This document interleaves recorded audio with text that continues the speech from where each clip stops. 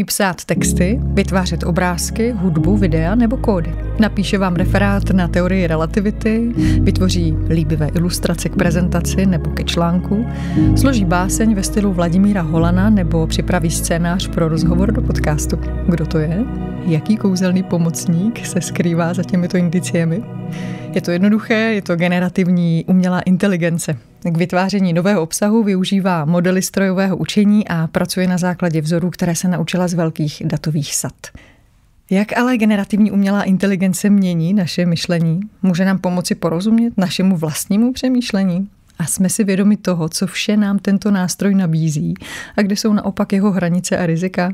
To je spousty otázek pro našeho dnešního hosta, kterým je výzkumník v oblasti generativní umělé inteligence a kreativity. Vítám moc Marka Urbana z Psychologického ústavu Akademie věd České republiky. Čau, Marku. Ahoj. Marek je vedoucí nově vzniklého labu, nově vzniklého pracoviště, které se jmenuje Create, kde se se svým týmem snažíte zjistit, jaké jsou možnosti generativních nástrojů umělé inteligence pro zlepšení tvůrčího řešení problémů. A Marka taky zajímá průnik mezi umělou inteligencí a lidskou kreativitou. Má zkušenosti z coachingu i mentoringu, což se určitě hodí, a v letech 2017 až 2018 působil jako dobrovolník v Kostarice, Panamě a Nikaraguji. A navíc ještě rok strávil na North Carolina State University ve Spojených státech. Tak to bylo dlouhé představení, ale možná pro pochopení tvého backgroundu, který je docela široký, tak aby jsme mu rozuměli. Úplně na úvod otázka, jak často používáš generativní umělou inteligenci a k čemu? Tak momentálne už asi naozaj každodenne, opakovane a stále. Zo začiatku to bolo takéto, že sme naozaj iba zisťovali tie možnosti v našej práci, že akým spôsobom to dokáže napríklad upravovať štilistiku textu, aj keďže nie sme native speakery. V tej mojej dennej praxi naozaj proste pracujem s tým textom a nechávam si nejakým spôsobom vlastne pomôcť pri písaní tých článkov. Ale zároveň platí to, že teda my tu sa aj skúmame a tam už teda vychádza z toho, že akým spôsobom vlastne vytvárame napríklad rôzne chatboty, že ktoré potom zavádzame proste do rôznych napríklad škôl alebo proste do rôznych situácií experimentálnych a zistíme, že aký to má vplyv na rôzne veci. My se dneska budeme hodně bavit o takových velkých jazykových modelech, to je LLM zkratka, se kterou se možná naši posluchači mohou setkat, protože umělá inteligence je hodně široký pojem, tak možná na začátek si rovnou vymezme, že když budeme říkat AI nebo umělá inteligence, tak budeme primárně se vztahovat k té generativní a to je právě ta, co vytváří nový obsah. A ten chatbot, asi nejznámější, který naši posluchači mohou používat, je ChatGPT. Mě by zajímalo, jestli mu vždy 100% důvěřuješ. No, to práve, že to je jeden z tých našich výskumov, ktoré vlastne ukazujú, že naozaj nie, že naozaj tomu nástroju 100% nedôverujem a práve to je o tom, že ono doteraz sa vždycky hovorilo o tých halucináciách, že tie nástroje vlastne vytvárajú také tie autoritatívne znejúce texty, ale zároveň sú to veci, ktorým nemôžeš veriť, pretože on samozrejme, keď niečo nevie, tak si to nejakým spôsobom vymyslí. Já jsem se třeba při testování ptala, co dělá můj partner a kromě věcí, které byly pravda, tak jsem se třeba dozvěděla, že hraje v muzikálu Jesus Christ Superstar, z čehož měl velkou radost, ale netušila jsem, že ty halucinace, tedy ty nepřesnosti mohou být takhle jako výrazné a komické ještě stále. Áno, no práve ono to je tak možno, že znova, že ono do istej miery sa to vlastne podarilo vymýtiť, ale teraz vlastne ako tie modely sa stále zväčšujú a sú silnejšie, tak znova sa to tam nejakým spôsobom dostáva. Akurát sa už prestáva hovoriť o tom, že či sú to skutočne halucinácie, že či nás ten model naozaj už tak trošku nezačína klamať, že už teda nevieme úplne rozlišiť, že čo tým chce vlastne povedať. Takže testuje nás. Je to naozaj komplikovanejšie už. Znamená to teda, že s tou důvěrou je potřeba si být trochu na pozoru a být k tomu kritický stále. Áno, je to presne o tom, že naozaj človek musí vedieť, že kde sú tie vlastne silné stránky toho nástroja, kde sú tie slabé stránky toho nástroja a v podstate dokázať rozlišovať, že kedy sa tomu dá veriť, v akých situáciách a kedy nie. My se ještě k tomu dostaneme trochu později. Vy jste dělali docela zajímavé výzkumy v této oblasti u studujících na vysoké škole. Mě by možná ještě pro ten úvod zajímalo, jak nám právě generativní umělá inteligence může proměňovat naše myšlení. Často se říká, že se stáváme určitými editory obsahu, ale je v tom opravdu obsažena ta změna toho myšlení, když se opravdu podíváme na ten mozek trochu více vědecky? Takto výskumy sú pomerne dosť rozpoltené vlastne v tom, že čo sa teda naozaj deje s tým našim myslením. Od začiatku sa hovorilo, že v podstate vlastne sa to myslenie bude transformovať smerom k tomu, že už nebudeme dávať toľko energie, toľko úsilia do toho generovania tých informácií alebo tých myšlienok, nápadov a viac sa budeme sústrediť na tú evaluáciu tých nápadov a nejak prepracovanie tých nápadov a tak ďalej. A potom zase vyšli výskumy, ktoré hovorili, že ale pozor, že vlastne my, keď sa na to budeme spoliehať, tak vlastne budeme akože strácať nejaké naše kritické myslenie. No a teraz zase vyšiel výskum, veľká metaanalýza, ktorá vlastne hovorí, že nie, že naopak, že práve, že proste naše kritické myslenie je používaním tých nástrojov vlastne podporené. Čiže ten konsenzus na to nie je. Čo je ale zaujímavé, možno povedať je to, že v podstate my si musíme uvedomiť, že existujú také dva základné spôsoby využitia tých nástrojov a to je to, že ten prvý môžem povedať, že či využívam ten nástroj na to, aby som sa niečo naučil, hej? Že proste, alebo že či využívam ten nástroj na to, aby som pracoval efektívnejšie, aby som dokázal vyriešiť problém efektívnejšie. A potom je druhá skupina toho využitia a to je, že či využívam ten nástroj na to, aby som sa vyhol tomu učeniu alebo aby som sa vyhol tej práci. A to je veľmi, veľmi diametrálne odlišné potom. Ta generativní umělá inteligence do škol asi bez pochyby patří. V Česku například existují docela dobře etablované organizace, jako je například AI do škol s propracovanou metodikou pro podporu učitelů i rodičů. Moje otázka je, jestli to stačí, ten typ podpory, jestli máš dojem, že jak v českém nebo i slovenském školství, protože se pohybuješ v obou systémech, tak jestli jsme dostatečně naladěni na důležitost využívání AI nebo jestli jsme zaspali. No teraz vyšla jedna, myslím, že to bol reprezentatívny zber, ktorý organizoval Ipsos a Vodafone a v podstate oni sa pýtali vlastne žiakov na základných a myslím stredných školách, či si myslia, že vlastne ich pedagógovia sú pripravení a dokážu pracovať vlastne s tými nástrojmi a 76% vlastne týchto pýtaných si myslelo, že nie, hej? Že by očakávalo, že vlastne budú s tým dokázať pracovať viac. A ak teda sa opierame o tieto dáta, tak je jasné, že čo si teda naše decká myslia. Či si teda ja myslím, že či to je dobré, no myslím si, že to samozrejme nestačí, hej, že ad jedna tá osveta musí byť akože širšia a samozrejme ono to do veľkej miery vlastne bude predstavovať systémový šok, hej, pretože naozaj tie nové nástroje vlastne prinášajú veľmi veľa nových víziev, no a je otázka, že samozrejme, či tie školy sú na niečo také pripravené. Ta role učitele se postupně drolí toho, jako kdo drží tu pravdu a má ty informace, protože ty jsou dostupné v mobilech, na internetu. Jaká myslíš podle tebe bude potom role učitele ve školství, kde funguje ta generativní umělá inteligence? No, to je veľmi dobrá otázka v tom zmysle, že tá situácia je v podstate taká, ako to popisuješ, že naše deti majú prístup k informáciám v podstate v ruke, ale to je niečo, čo je vlastne príchodom internetu s nejakou Wikipédiou a vlastne so všetkými týmito internetovými zdrojmi už proste povedzme 20 rokov tu. A my stále zápasíme vlastne s tým, aby sme dokázali vysporiadať sa vlastne s tým nástupom internetu, hej, že dobrá, že je teda Wikipédia relevantný zdroj, alebo nie je to, hej, alebo čo, sú to referáty nejaké, alebo je to proste Google Scholar, že s akými informáciami majú tie deti pracovať, aby proste mohli povedať, že pracujú s relevantnými informáciami. Tie nástroje, ktoré prichádzajú teraz vlastne naozaj akože multiplikujú tú náročnosť alebo zvyšujú tú náročnosť v tom, že vlastne oni samé sa tvária, že proste podávajú tie hodnoverné informácie, ktoré samozrejme sú problematické. No a my sme predtým, ako prišli tie nástroje, sa do veľkej miery snažili vlastne zaviesť alebo zavádzať skrz rôzne výskumy, skrz rôzne intervencie vlastne tzv. Autoregulované učenie, kedy je v podstate ten pedagóg facilitátorom toho učebného procesu. Ten učiteľ alebo učiteľka nie je nejaký akože držiteľ tej nejakej autoritatívnej ultimátnej pravdy, ale skôr proste umožňuje tým študujúcim dávať im nejaké efektívne stratégie toho učenia, hej? Že proste, že ty sa chceš naučiť niečo takéto fajn, tak poďme sa na to pozrieť, ako by sme to mohli spraviť efektívne. No a ako hovorím vlastne teraz, je to ešte o to komplikovanejšie, že v podstate teda tie samotné nástroje môžu slúžiť k tomu, aby sa tie deti učili, hej? Naozaj tie nástroje vlastne majú stredne silný efekt na to učenie. V pedagogike existuje taký dlho zavedený akože trend, že two sigma efekt, akože efekt dvoch sigiem alebo dvoch štandardných odchýlok a to je to, že v podstate keď dieťa má učiteľa, ktorý je akože jeden na jedného, že vlastne, že keby som ja mal proste nejakého fakt akože osobného učiteľa alebo učiteľku, ktorý proste mňa jeden na jedného bude učiť hocičo, tak proste budem podávať výkon oproti tomu, keby som sa neučil o dve štandardné odchýlky lepšie. Takže keby som bol priemer, tak vlastne sa z toho priemeru dostanem na výkon 95% ľudí, povedzme, hej? Najlepších ľudí. To sa nám samozrejme stále nepodarí dosiahnuť tými nástrojmi generatívnej inteligencie. Hej, tam ešte nie sme, že by to proste bolo takýmto spôsobom, akože ďaleko, ale to je práve to, čo vlastne sa rôzni vývojári týchto aplikácií práve s touto generatívnou inteligenciou snažia dosiahnuť. Tam ide o to, že v podstate oni naozaj chcú nahradiť toho učiteľa, aby vlastne sa tá generatívna inteligencia stala vlastne tvojim vlastne personifikovaným tutorom alebo tutorkou a dosiahla teda ten efekt tých dvoch sigiem. Já jsem zmiňovala v úvodu, když jsem tě představovala, že máš zkušenosti jako z mentoringu, z coachingu. Jak se na to díváš z tohohle pohledu? Může ten vztah člověka k člověku v té fyzické rovině nahradit tady mentor nebo coach, nebo třeba i terapeut v rovině nějaké aplikace?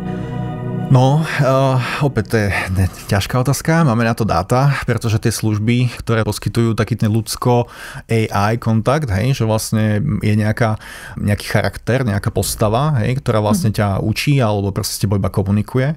Máme na to dáta a vieme, že v podstate priemerný užívateľ týchto služieb strávi vlastne s chatovaním s týmito charaktermi povedzme 2 hodiny denne. Ale u tínedžerov 103 hodiny denne.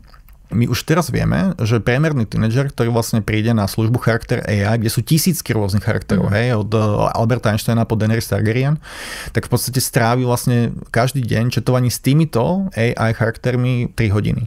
Čo je veľa. Hej, ono to nie je tak, že by si sadol a teraz 3 hodiny si rozprával, ale má to v telefóne a v podstate, čo ja viem, si s tým chatuje, ako ty si chatuješ napríklad s svojím partnerom, hej, že proste 15 minút ráno, 15 minút cez pauzu proste a tak ďalej. A počas dňa sú to 3 hodiny.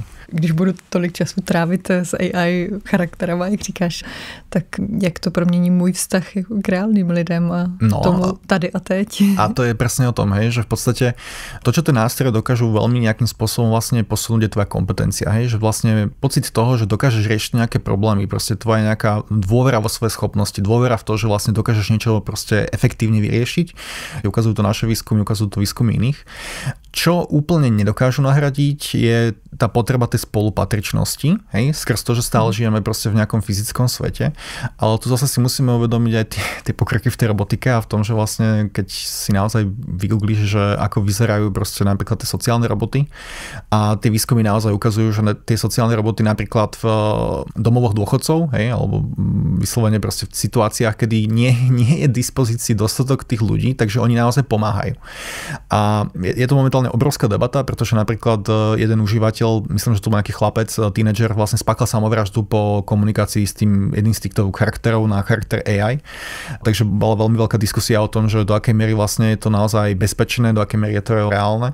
Ale zase potom sú výskumy, ktoré ukazujú to, že pokiaľ človek nemá k dispozícii toho psychoterapeuta, hej, alebo že čo nemáš, hej, alebo reálne tých ľudí nedostatok, že v podstate my vidíme, že vlastne veľký nedostatok proste ľudí, ktorí by mohli pracovať ako psychoterapeuti a vyslovene, keď si objednáš niekde, tak trvá proste mesiace, kým dostaneš ten termín. Alebo je to finančne nedostupné. Alebo je to finančne nedostupné, presne tak.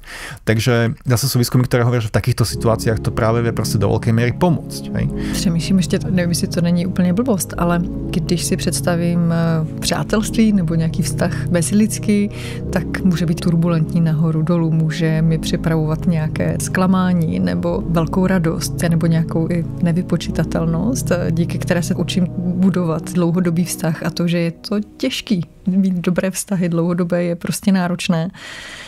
A když si pak představím, že mám možnost mít vztah s trpělivým partnerem, který ze své podstaty bude mít na mě čas kdykoliv, vždycky mi korektně odpoví, bude mi naslouchat, bude se mi snažit porozumět. Myslím, ten charakter AI, v jehož zájmu je být se mnou v co nejdelší komunikaci, předpokládám. Tak jenom jak to může změnit moji představu o rezilienci vůči otřesům v komunikaci nebo ve vztazích.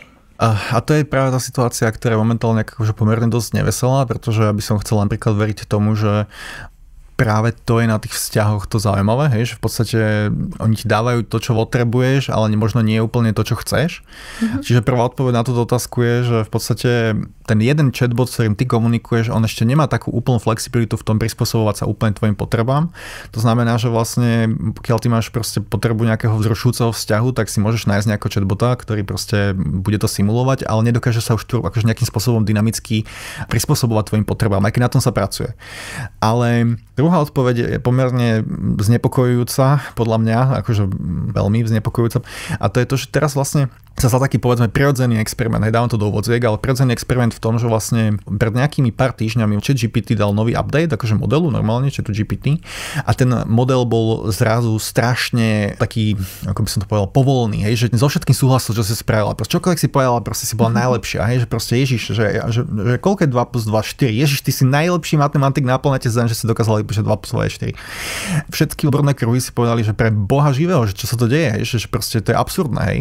Tak oni samozrejme vydali akože nejaký akože report toho, že čo sa stalo, proste oni kvázi akože tvrdia, že stiahli ten update a vrátili sa k tomu, čo bolo predtým, iní tvrdia, že sa to nestalo, ale to je teraz stranou.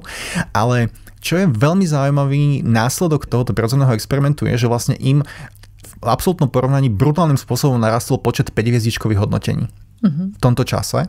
A komentáre ľudí, ktoré tam boli, že proste ChatGPT je môj najlepší priateľ. ChatGPT proste mi konečne rozumie. ChatGPT je proste to, čo naozaj vo svojom živote potrebujem. Písali mu naozaj veci, že proste, že mám problém s priateľom, neviem, čo sa deje, a ten ChatGPT napísal, áno, je to najhorší človek na svete, rozísť sa s ním, a potom si iba videl články na internete, áno, ChatGPT mi dal sílu rozísť sa s mojím partnerom. A týchto príkladov bolo naozaj akože kvanta, hej.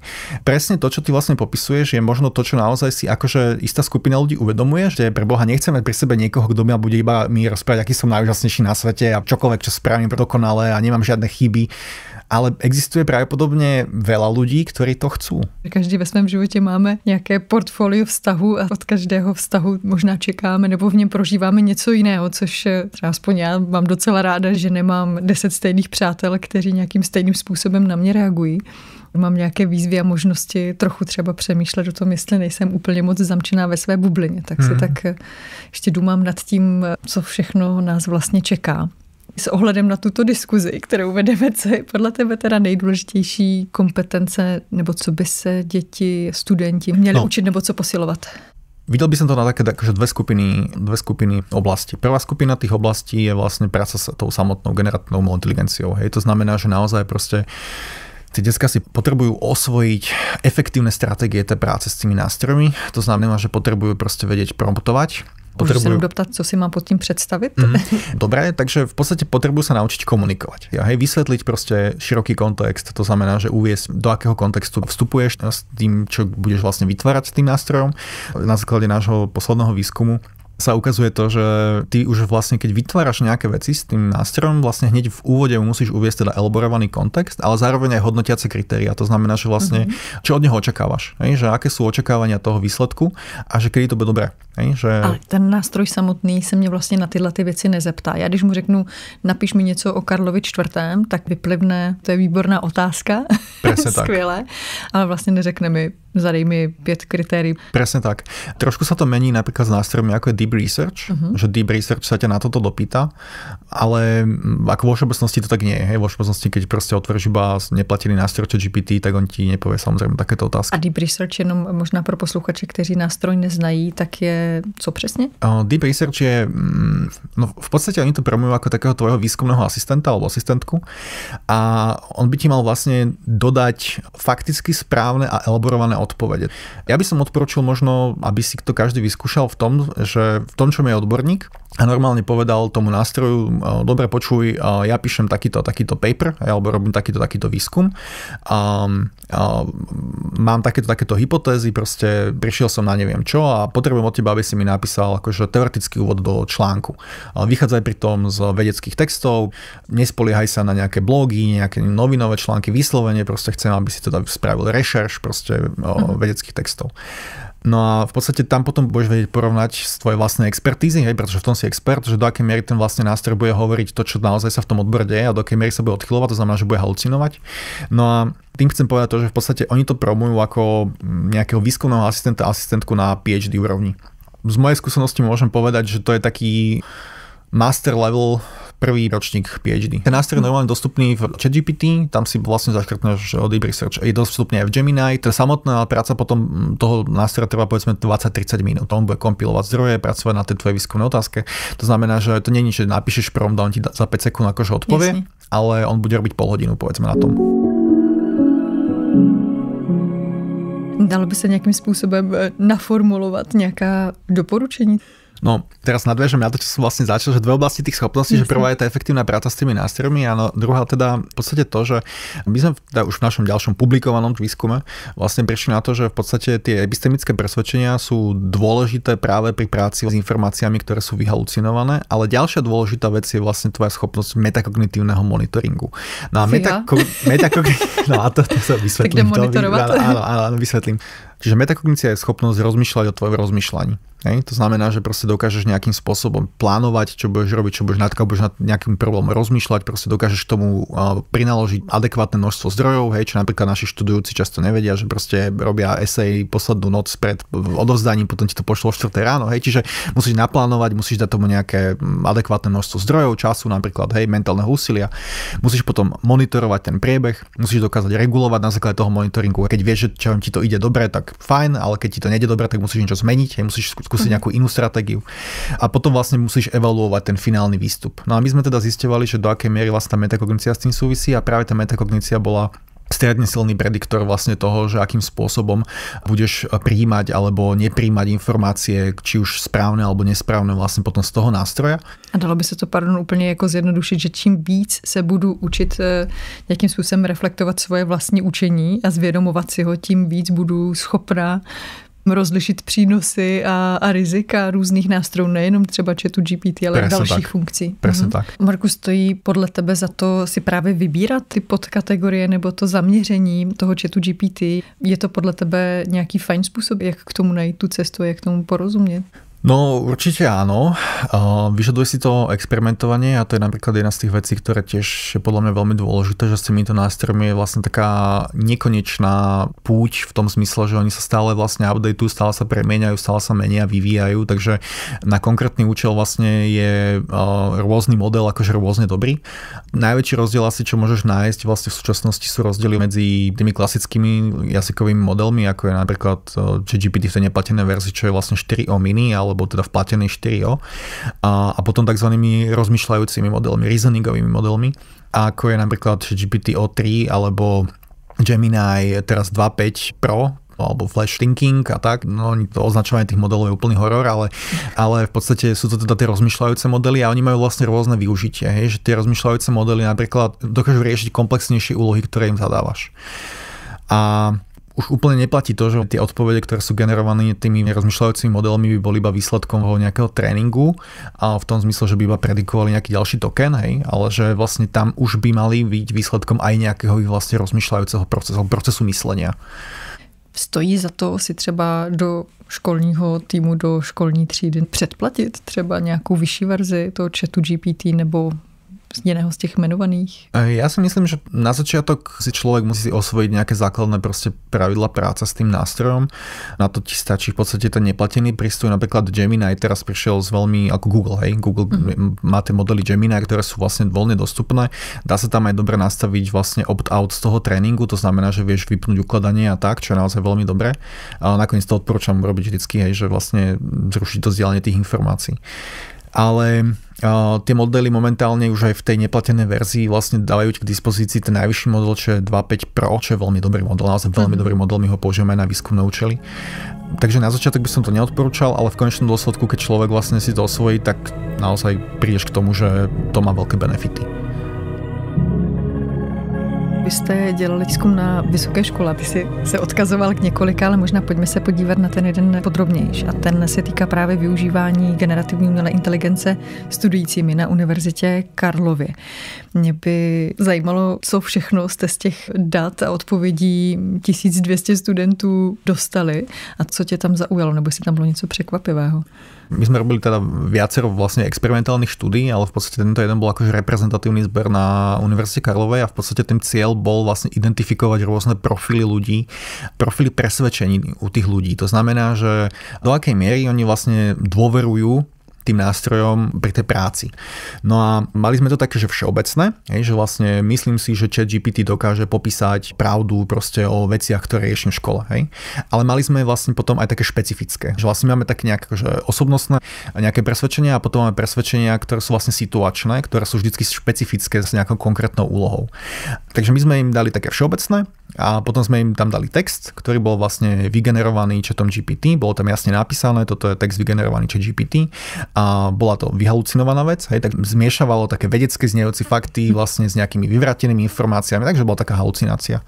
A dali sme im evaluovať tie rôzne roviny toho. Verím tomuto autorovi, myslím si, že to sú komplexné informácie, myslím si, že sú to jednoznačne pravdivé informácie a tak ďalej.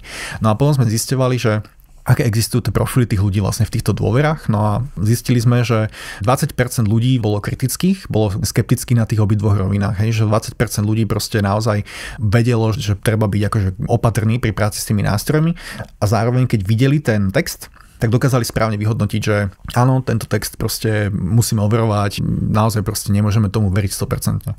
A 40% ľudí bolo potom takých, že na tej osobnostnej rovine, akože tej všeobecnej rovine, ak chápali, že proste treba overovať informácie a tak ďalej. Ale v momente, keď dostali ten text, tak vôbec, hej, že vlastne tam si vlastne to uvideli a že aha, že jasné, dobre, spoľahlivý text, odpovedný, hej, bez ohľadu na to, že tam bolo napísané, že to je vygenerované chatom GPT.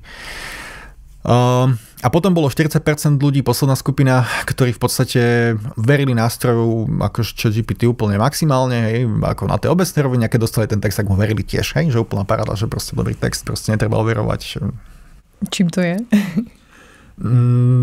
Čím to je? No to ťažko povedať. Oni sú nadizajnované ten nástroj tak, aby tomu ľudia verili. Hej? To znamená, že oni tomu teda veria, že ono je to vlastne oveľa ťažšie práve skrz ten dizajn tých nástrojov.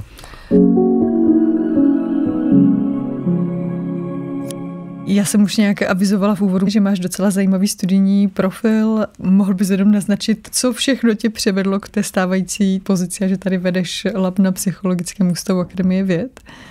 Ja som vyštudoval vlastne umenie a vyštudoval som nejaké akože vedecké odbory, takže keď som si robil doktorát, tak som vlastne skúmal umelecké prostredie, z čoho vlastne potom vyšla aj prvá nejaká monografia. A postupne som sa teda dostal z toho výskumu umelcov a umelkyň, čiže vyslovene také tej artistickej kreativity, k výskumu toho, že akým spôsobom vlastne môžu ľudia byť tvoriví, ako môžu tvorivo riešiť vlastne problémy proste v tom ich živote. Moja manželka sa venovala zase výskumu metakognície a my sme v podstate v jednom momente si uvedomili, že veď ono to súvisí, že to je presne to, čo tí ľudia potrebujú na to, aby mohli byť tvoriví. Hej. V tej kreativite existuje taký jeden akože dlho zažitý mýtus, že vlastne je to tzv. Artistic bias, akože nejaký umelecký bias, kedy vlastne ľudia myslia si, že kreativita je vlastne niečo, čo je dané proste iba nejakej vyvolanej skupine ľudí. A nebo švihlým lidem, někteří by klidně řekli. Kľudne, áno, to je tiež jeden z tých stereotypov, ktoré sú často spojené, ale práve to tak vlastne nie je, že tá kreativita je naučiteľná a je dostupná vlastne akože v podstate komukoľvek. Ale na to človek vlastne potrebuje proste mať nejaké schopnosti, nejaké stratégie a vlastne takýmto spôsobom sme sa k tomu nejak ako dostali, že ako teda ľudia môžu efektívne riešiť kreatívne tie problémy. Hej? Jak to by samotnému zasahuje do života kreativita? Trénuješ ji? Tak ja by som rád veril, že tá výskumná činnosť nášho týmu je kreatívna činnosť v tom zmysle, že keď sa pozrieš na rôzne teórie kreativity, tak oni sú akože rôzne, ale jedna napríklad hovorí, že vlastne ty keď si kreatívny, tak môžeš napríklad rozširovať nejaké poznanie, môžeš ho prehlbovať, alebo ho môžeš transformovať. Hej? My rozširujeme to poznanie tým, že aplikujeme rôzne konštrukty alebo koncepty z pedagogickej psychológie na výskum tých vlastne jazykových modelov, takže v podstate vlastne rozširujeme to pole toho výskumu, hej, v tých školách. A čím som povedal to, že v podstate naozaj sa veľmi snažíme pracovať proste na tej hrane toho poznania a prinášať naozaj to vedomosti, ktoré tu zatiaľ ešte nie sú v kontexte toho výskumu tých jazykových modelov. Vy jste dělali výzkum i u dětí, kteří ještě nenastoupili do té povinné školní docházky, u těch předškoláků v souvislosti s kreativitou a bylo patrné, že nějaká schopnost uvědomovat si vlastní kreativitu je už i u těch malých lidí ve věku třeba 5-6 let. Je to tak? Bylo to překvapivé? No, vieš čo, nebylo to úplne překvapivé v tom zmysle, že takto, akože dlho sa verilo, že metakognícia u detí nie je, hej, že Se běžně říká, že kolem 12. roku je člověk schopný přemýšlet nějak hlouběji o svém přemýšlení. Takže není to tak? Není to tak, nie. Teda takto. Niekto by ti povedal, že to tak je. Stále sú v Česku ľudia, ktorí veria tomu, a to sú také tie informácie zo 70. rokov, hej, keď vlastne sa to vymyslelo, tak proste bol akože Flavel nejaký, ktorý proste povedal, že proste nie, že deti nemajú metakogníciu, a veľa ľudí tomu stále verí. Ale výskumy tomu práve úplne odporujú a hovoria, že vlastne tá metakognícia naozaj proste je viditeľná už u detí, povedzme od 2-3 rokov. A my sme sa teda zamerávali na ten predškolský vek nielen teda v štúdiách tej kreativity, ale aj vo výskumoch napríklad rôznych spätných väzieb a tak, ale to je teraz dôležité. A takže nás to úplne neprekvapilo, že vlastne tie deti už sú schopné posudzovať tie svoje výkony, ale čo je zaujímavé je to, že vlastne oni sú schopné nielen ich aj posúdiť, že či teda je niečo, čo vlastne vytvárajú kreatívne alebo nie, alebo tá originálne, lepšie povedané, ale dokážu napríklad na základe toho rozhodnutia aj vybrať, povedzme, nápad, ktorý podľa nich je vlastne, hej, že vlastne nie je to len o tom, že dokážem zevaluovať tie nápady, ale dokážem vlastne aj teda tým pádom akože regulovať to správanie, že áno, že dobre, takéto je to a na základe tejto úvahy ja vyberem niečo, čo je vlastne akože najkreatívnejšie napríklad. Dá sa kreativita zabít? Určite áno. My napríklad vieme to, že učitelia sú na to niekoľko metaanalýz a niekoľko akože veľa výskumov, že v podstate učitelia v školách vlastne si myslia, že kreativita je super, ale spájajú ju vyslovene iba s takými tými artistickými predmetmi, výtvarná výchova. Čiže super byť kreatívny na výtvarnej výchove. Ale už vôbec nevidia to, že vlastne ty môžeš kreatívne riešiť problémy v akomkoľvek predmete. A čo je veľmi zaujímavé je to, že tie metaanalýzy potom hovoria o tom, že vlastne správanie, ktoré je spojené s tou kreativitou, je považované za vyrušovanie napríklad. Hej? Že vlastne človek je zvedavý, človek proste nejakým spôsobom skladie otázky, hej? Človek proste tým pádom vyrušuje. Hej? Nerozumieme tomu, že tie spontánne prejavy kreativity sú proste také, že naozaj spochybňujúce, tak je možné ich aj trestať. A to samozřejmě nechceme. Kde se dá třeba dozvědět víc o tady nějakém konceptu kreativity, kam bys třeba naše posluchače nasměroval, protože my už nebudeme mít úplně tolik prostoru teď se tomu věnovat? Okrem našich článků, myslíš? A kde vaše články najdou? Nebo v nějakým třeba srozumitelným jazykem, ne pro vědce a vědkyně? My sa snažíme dávať väčšinu článkov, ktoré nám vychádzajú na službu, ktorá sa volá Kudos. A v podstate vždycky tam sa snažíme vytvoriť takú nejakú ako zrozumiteľnejšiu verziu toho, že na čo sme práve prišli. Určitě najdete odkaz v popisu této epizody. No a potom samozrejme na ResearchGate, na Google Scholar, čiže väčšina je dostupná. Některé jsou aj dokonce open access. Takže. Marko, ještě na závěr otázka. Bavili jsme se o umělé inteligenci, o kreativitě, tak asi logicky se musím doptat, protože jsem v úvodu zmiňovala, že generativní umělá inteligence umí napsat povídku, text básně, vytvoří různé obrázky podle různého zadání. Je to projev kreativity nebo čeho? To je veľmi ťažká otázka, opäť.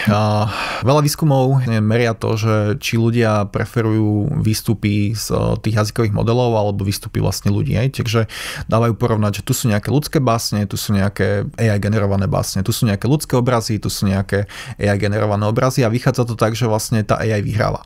A ďalšia vec je, že sú výskumy, ktoré vlastne evaluujú originalitu výstupov z AI na rôznych štandardizovaných testoch a porovnávajú to s ľudskými výkonmi a tam sa vlastne ukazuje, že AI dosahuje veľmi podobné výsledky na úrovni 9. decilu, alebo teda povedzme 1. decilu na 10% najlepších ľudí. Hej? Ale zase na druhú stranu je tam tá nevýhoda, že v podstate tie výstupy sa na seba viac podobajú, že sú ako keby homogénnejšie, že vlastne ľudia, aj keď tých 90% ľudí, čo nie je taká originálna ako tie výstupy tej AI, tak stále je tam väčšia diverzita tých nápadov. Takže to je vlastne aj tak akože veľmi kritizované, že vlastne ale tie AI potom bude viesť akože k vzniku nejakých akože takzvaných monokultúr vedomostí, hej, monokultúr vedenia. Toto je problematizované momentálne tým, že vlastne sú tu tie reasoningové, tie rozmýšľajúce modely a tie postupne by mali byť schopné, a niekto tvrdí, že už sú schopné, vytvárať vlastne veci, ktoré sú vlastne mimo ich tréningový dataset. To znamená, že oni vlastne by mali byť schopní toho nejakého rozmýšľajúceho procesu. A ak to tak bude, tak v podstate nie je veľmi dôvod, prečo by vlastne to nemalo byť možné vytvárať proste nejaké kreatívne outcomy. Marku, děkuju moc za povídání v tolika oblastech. Mám pocit, že by šlo rozvíjet ještě dál spoustu otázek a předpokládám, že určitě bude příležitost se za nějakou dobu potkat zas. Už jenom z podstaty toho, že tyto technologie se vyvíjí opravdu, jak si říkali, to na steroidech. Takže předpokládám, že si určitě za nějakou dobu zase popovídáme. Marek Urban z Psychologického ústavu Akademie věd České republiky. Děkuju moc. Děkujem. A díky i vám, našim posluchačům. Pokud se vám náš podcast líbí, určitě nás ohodnoťte, pozdílejte a poslouchejte. Hezký den vám přeje Jitka Kostelníková.